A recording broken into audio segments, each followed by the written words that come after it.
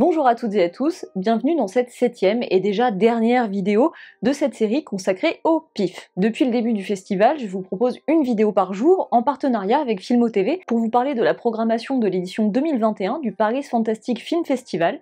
Et on arrive déjà au bout, puisqu'hier soir, le festival s'est achevé sur la projection du film de clôture, logique, et ce film c'était In the Earth, réalisé par Ben Wheatley, et projeté ici pour la première fois en France.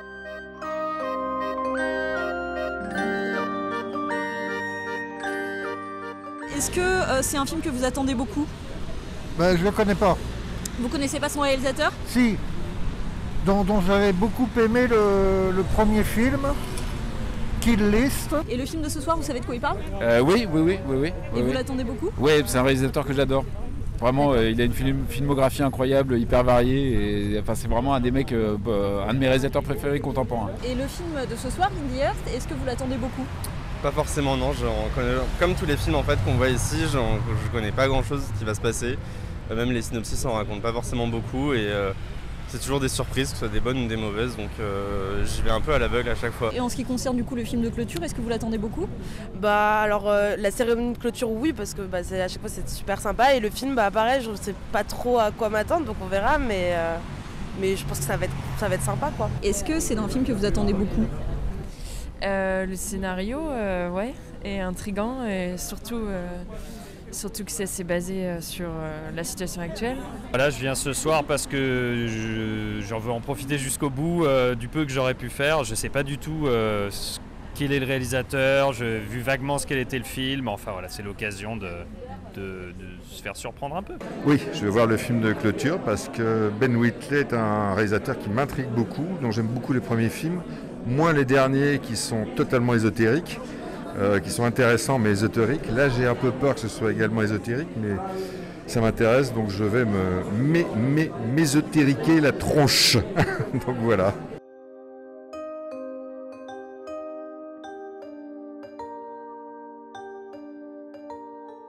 Alors Fabien, du coup tu viens de voir le film de clôture, qu'est-ce que tu en as pensé? Alors Ben Wheatley, je sais jamais à quoi m'attendre. En général, c'est toujours un peu aléatoire. Bon, c'est un coup oui, un coup non. Et là, c'est plutôt un coup non, parce que je n'ai pas été convaincu par cette espèce de mélange des genres qui fait à chaque fois, ça m'a un peu rappelé Kill List. C'est typiquement lui, et en même temps, je me dis, ah mince, revenir là-dessus, c'est un peu dommage. Peut-être qu'il y a 10 ans, ok, mais là, c'est un peu dommage. Alors, il fait des trucs normalement qui devraient être bannis de la Convention de Genève depuis Alien Covenant, et il le fait. Et là, on va dire, Ben, quand même. Par contre, j'aime beaucoup l'actrice principale. Malheureusement, j'ai oublié son nom, mais je trouve qu'elle porte vraiment le film.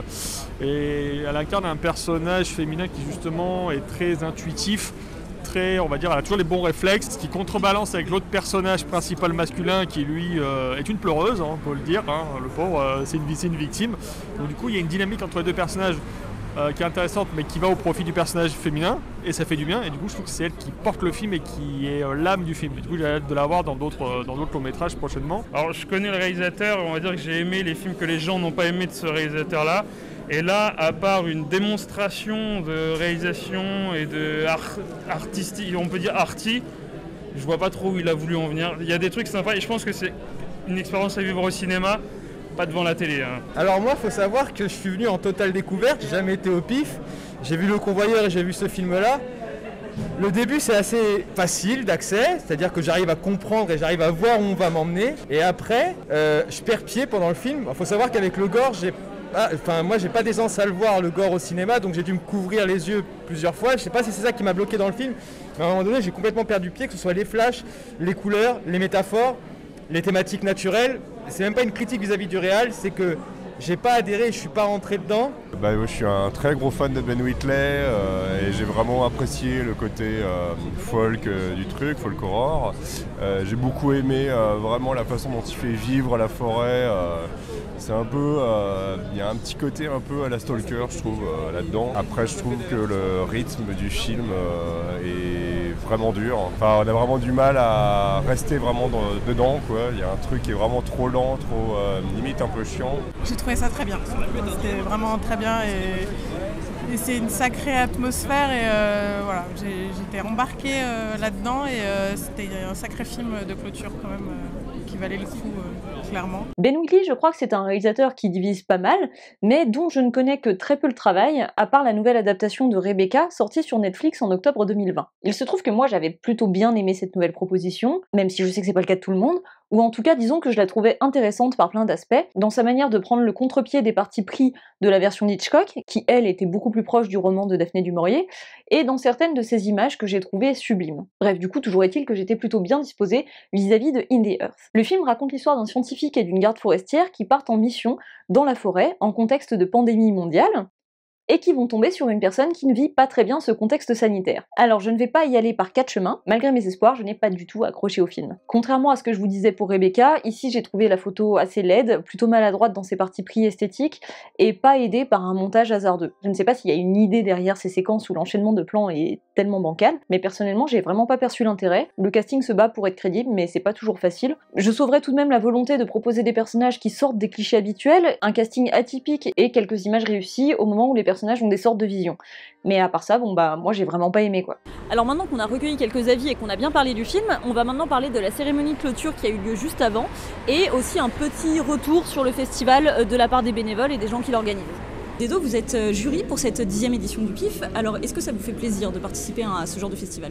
Complètement, bah moi c'est vrai que je suis fan de cinéma de genre depuis tout petit, je suis un régulier du PIF depuis 10 ans, de beaucoup de festivals dont le Gérard Mer par exemple aussi en France, et ouais, faire partie du coup, passer de l'autre côté de la barrière, ça me fait extrêmement plaisir, et du coup ça permet aussi de pouvoir avoir accès à beaucoup de films. Là j'ai pris du temps exprès pour ça, donc je suis très content de la sélection, y compris de la sélection des courts-métrages, et je trouve que pour les 10 ans ils ont fait un effort encore plus titanesque que d'habitude.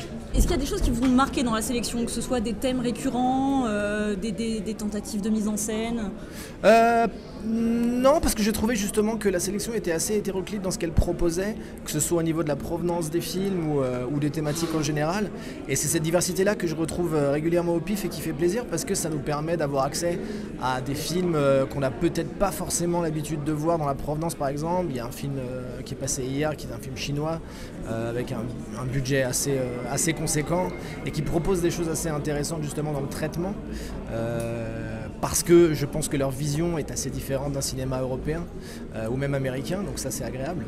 Et oui, c'est cette diversité-là du coup que je retrouve et que j'affectionne particulièrement parce que d'avoir une couleur assez unilatérale fait en sorte que le spectateur, au bout d'un moment, ronronne un petit peu dans une sorte de visuel ou même de sujet qu'on nous propose qui est un petit peu, je trouve, limitante. Et là, du coup, voilà, avoir accès à tout ça, ça permet de pouvoir un peu densifier un peu la chose.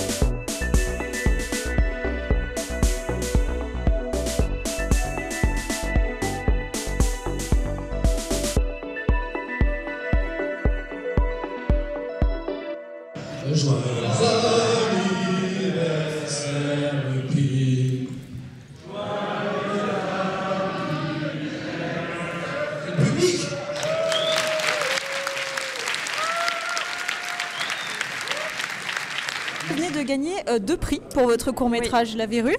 Ouais. Est-ce que vous pouvez me parler du coup un petit peu du parcours du court-métrage? Il commence sa vie en festival. C'est un beau début. Ouais, on a montré le film pour la première fois au FIFIB à Bordeaux, ici. Et il sera présenté au mois de janvier à Paris-Cours-Devant. Et aujourd'hui, est-ce que vous avez un nouveau projet de réalisation? Oui, je travaille sur un projet de long métrage, toujours avec ma productrice. C'est un long qui est en écriture, que j'aimerais tourner dans les Pyrénées, en Nouvelle-Aquitaine. La Verrue, du coup, pour ceux qui nous regardent et qui l'ont peut-être a priori pas encore vu, est-ce que vous pouvez nous dire en 2 mots de quoi ça parle? Oui, c'est l'histoire d'une petite fille qui se réveille avec des verrues sur le nez. Et on va comprendre petit à petit que c'est peut-être lié à ce qui se passe chez elle. Il y a une atmosphère étrange dans sa maison avec ses parents. Et petit à petit, si elle se trouve monstrueuse, disons au départ, elle va se demander si elle n'a pas des pouvoirs grâce à ses verrues. Cyril, là on arrive enfin au terme de cette 10e édition du PIF. Est-ce que ça s'est bien passé pour toi ?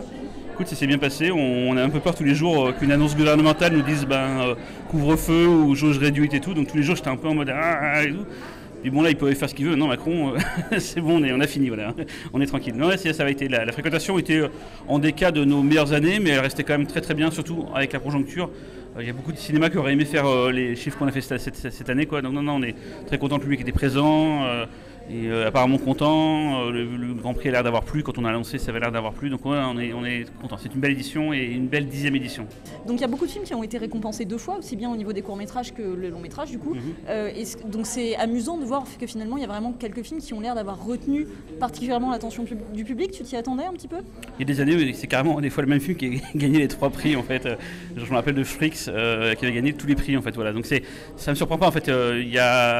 Ça montre quelque chose, c'est qu'au moins le public a je sais pas s'il a bon goût, en tout cas il a le même goût que le jury, parce qu'au final ils ont les mêmes envies, quoi. Des fois dans des gros festivals on est souvent déçus, tout le monde a aimé tel film, finalement le jury donne le prix pour un autre film parce qu'ils ont trouvé un truc original dedans ou je sais pas trop quoi, mais le public, celui qui fait vraiment faire les films, il préférait celui-là, quoi. Donc là au moins c'est un truc qu'on a choisi au PIF depuis le début, c'est que c'est le public qui donne le Grand Prix, donc au moins c'est un vote populaire avec des gens qui verront représenter leur meilleur film de l'édition par un film qu'ils ont tous apprécié collectivement. Voilà. Ça c'est vraiment de mettre au centre du débat démocratique le public du festival. C'est vraiment eux qui décideront. Après c'est bien d'avoir aussi un jury, c'est vrai qu'on a le jury des courts-métrages, d'avoir des points de vue professionnels sur des films. Et d'ailleurs on fait sur les courts-métrages parce que c'est des films qui ont besoin peut-être de plus d'attention et c'est bien d'avoir le regard de professionnels, de gens du milieu. C'est-à-dire on a des acteurs, des réalisateurs, des personnes qui travaillent dans le jeu vidéo. C'est bien d'avoir un point de vue de professionnels sur ça peut être aider pour des courts-métrages. Je veux dire qu'on a été repéré par ses pairs. Voilà, c'est ça l'avantage d'un jury, mais pour les longs métrages, souvent c'est des gens qui n'ont pas forcément besoin de ça, c'est des grosses machines, donc c'est bien que ce soit le public qui donne le prix. À cette date, est-ce que tu peux dire que l'année prochaine, sous réserve qu'une météorite s'écrase sur la Terre, il y aura un PIF qui aura lieu au Max Linder ?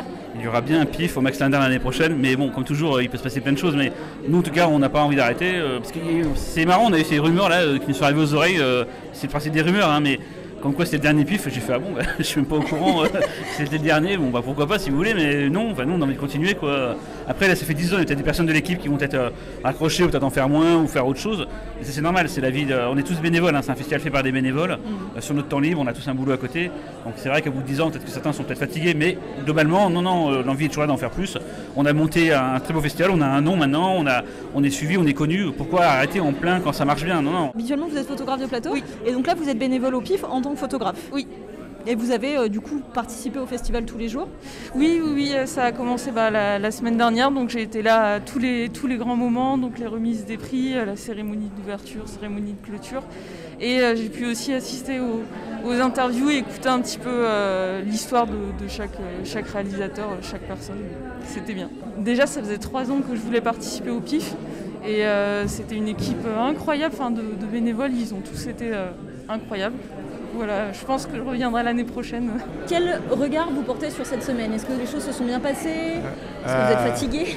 Fatigué c'est sûr, mais il y a une grande part de psychologie aussi, de fatigue psychologique, parce qu'on est, moi personnellement je trouve qu'on est plein à être fiers de ce qu'on fait et on veut bien le faire, donc mais sinon ça s'est super bien passé parce qu'on a même des retours de spectateurs à la fin qui viennent nous remercier, donc c'est vraiment un échange je trouve super.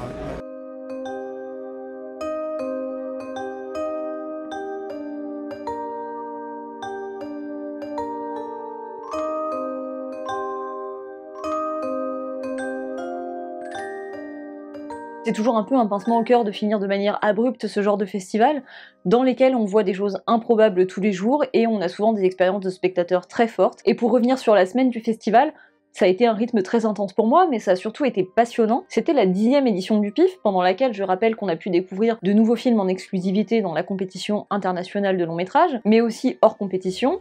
des courts-métrages d'une qualité globale assez dingue, et de tous les pays, des vieux films cultes avec des genres tellement variés. Et je rappelle aussi que tout ça se passait au cinéma Max Linder Panorama à Paris, qui accueille le festival chaque année. Je remercie infiniment l'équipe du PIF de m'avoir ouvert leurs portes et de m'avoir tant facilité les choses. Je remercie également l'équipe de Filmo TV de m'avoir donné l'opportunité de faire ce partenariat avec eux. Et je remercie toutes les personnes qui ont répondu à mes questions dans ces 7 vidéos.